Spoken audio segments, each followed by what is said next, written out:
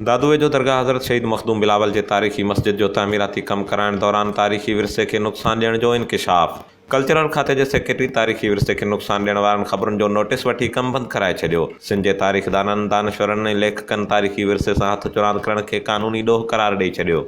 दादूअ जो शहीद मखदूम बिलावल जे तारीख़ी मस्जिद में तामीराती कमु कराइण दौरान मस्जिद जे मुख्य दरवाज़े जो हिकु पासो ड्राहे काशी जूं सिरूं टोड़े तारीख़ी विरसे खे नुक़सान ॾियण जो अमल साम्हूं अचण बैदि कल्चरल खाते जे सेक्रेटरी अकबर लिगारी मामले जो नोटिस वठी डीसी दादू खे कमु बंदि कराइण जो हुकुम ॾेई छॾियो। जंहिंखां पोइ डीसी दादू जे हुकुम ते रेवेन्यू दादू जी टीम मोहम्मद हनीफ़ अबड़ो जे अॻुवाणी में मखदूम शहीद बिलावल जे दरगाह ते पहुची पुलिस जी मदद सां कमु बंदि कराए छॾियो। जरत मस्जिद में तामीराती कमु कराइण दौरान तारीख़ी विरसे खे नुक़सान ॾियण वारे अमल ते सिंध जे तारीख़दाननि, दानश्वरनि ऐं लेखकनि इश्तियाक अंसारी, बदर अबड़ो, इंजीनियर अज़ीज़ काछेलो ऐं ॿिनि Kaavish digital media reporting team सां ॻाल्हाईंदे ॿुधायो त का बि तारीख़ी जाइ जेका 65 खां 70 साल पुराणी हुजे थी उहा विरसो हूंदी आहे ऐं उनखे पंहिंजे असली हालत में बरक़रार रखण लाइ हुकूमत खे उपाउ वठणु घुरिजनि। हुननि चयो त शहीद मखदूम बिलावल जी जामे मस्जिद तारीख़ी मस्जिद आहे, उनखे टोड़ण या नुक़सान ॾियणु क़ानूनी ॾोह आहे ऐं अहिड़े ॾोह जे मुर्तकिब माण्हू खे 3 सालनि जी सज़ा मिली सघे थी। हुननि चयो त शहीद मखदूम बिलावल जे तारीख़ी मस्जिद जे अंदरि त छा पर उनखां 200 फुट परे को बि तामीराती कमु कराए सघिजे थो। हुननि सिंध हुकूमत खां मुतालबो कंदे चयो त सिंध जे तारीख़ी मस्जिद सां थींदड़ हथ चुरांद जो नोटिस वठी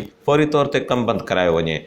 ॿिए पासे मस्जिद कमेटी जे अॻुवाणनि हाजी लाल ॾिनो, हाजी दोस्त मोहम्मद पीरज़ादो, अली अकबर ऐं ख़ादिम हुसैन जो चवणु आहे त मस्जिद जो मुख्य दरवाज़ो टोड़े मस्जिद जी सहन वधाई वई आहे त जीअं मस्जिद में वधि खां वधि माण्हू बाजमायत निमाज़ अदा करे सघनि। हुननि ॿुधायो त अॻु में जामे मस्जिद में 6000 माण्हू निमाज़ अदा करे सघनि पिया, जॾहिं त हाणे 12000 माण्हू मस्जिद में बाजमायत निमाज़ अदा करे सघंदा। हुननि चयो त मस्जिद जे तामीराती कम दौरान मस्जिद जे सूंह खे को बि नुक़सान नाहे ॾिनो वियो। सोशल मीडिया ते हरूभरू वियावेला कई वई आहे। Nizam Shaikh, Kawish digital media reporting team, दादू।